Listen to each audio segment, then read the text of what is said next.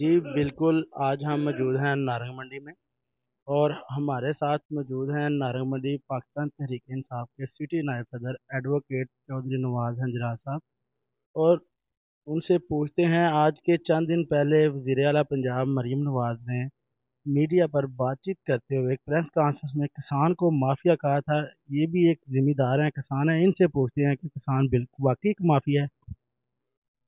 بسم اللہ الرحمن الرحیم۔ جیسا کہ میرے بھائی وقار صاحب نے پوچھا ہے کہ مریم صاحب نے بیان دیا ہے کسانوں پہ کہ کسان ایک مافیا ہے۔ کسان بالکل مافیا نہیں۔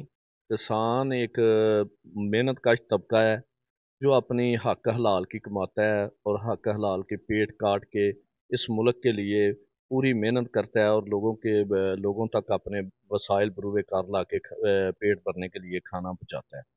اور دوسری بات، کسانوں کا یہ حال ہے اس گورنمنٹ میں کہ جب ہم کھاد لینے بازار میں جاتے ہیں، جو 4-5 ہزار والی بوری ہے وہ 7-8 ہزار کی مل رہی ہے، اگر 12 ہزار والی ڈی اے پی ہے وہ 16-17 ہزار میں مل رہی ہے ہمیں۔ تو کسانوں کے ساتھ مسلسل زیادتی ہو رہی ہے۔ بجلی کے بل ہیں وہ بھی ناگزیر بڑھتے ہی جا رہے ہیں، بڑھتے جا رہے ہیں، اور اب جب کسانوں کو کا ٹائم آیا ہے کٹائی کا، بوائی کا، تو تیل جو ہے ڈیزل اور پیٹرول وہ مسلسل بڑھتا جا رہا ہے، جو کہ رات کو بھی آج رات میرے خیال 5 روپے فی لیٹر پھر بڑھ گیا ہے، جس پہ ہماری معاشیت جو ہے نا کسانوں کی وہ بہت زیادہ کمزور ہو رہی ہے۔ پچھلے سالوں کی نسبت پچھلے سال ہم بازار میں کوئی چیز بھی کسان خریدنے جاتا تھا وہ ان کی رسائی میں تھی، وہ اپنے بچوں کی تعلیم اور دیگر اخراجات پورے کر سکتے تھے، لیکن اس دفعہ جو ہو رہا ہے نہ تو وہ اپنے بچوں کے فیوچر کے لیے کچھ کر سکتے ہیں اور نہ ہی ان کی تعلیم و تربیت کا کچھ بندوبست کر رہے ہیں، نہ کسی کے سمجھ لیں کوئی شادی بیاہ ہے کوئی بھی ہے۔ کسان سمجھ لیں اس دور میں رل گیا ہے، جس کو مریم صاحبہ نے مافیا کا نام دیا ہے نا۔ پچھلے دور میں یہ گنے کی کاشت کی تھی کسانوں نے، 3 سال کی پیمنٹ بھی نہیں ملی لوگوں کو، اس کے علاوہ پھر نیکسٹ انہوں نے کنک کی بوائی کی۔ کنک کا جو حال ہوا ہے وہ آپ لوگوں کے سامنے ہے۔ کسانوں کو 3900 کا خواب دکھا کر وہ 2200 2300 تک ان کی نئی کنک بک رہی، گندم جو تھی۔ تو اس کے علاوہ جو منجی کا ہے تو منجی کا بھی یہی حال ہے۔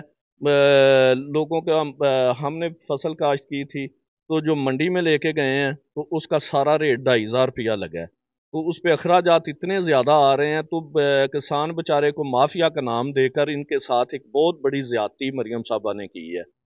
ان کو چاہیے کہ اس اپنے الفاظ کو واپس لیں اور کسانوں کی حوصلہ افزائی کریں، خواہ وہ کسی بھی پارٹی کا ہو۔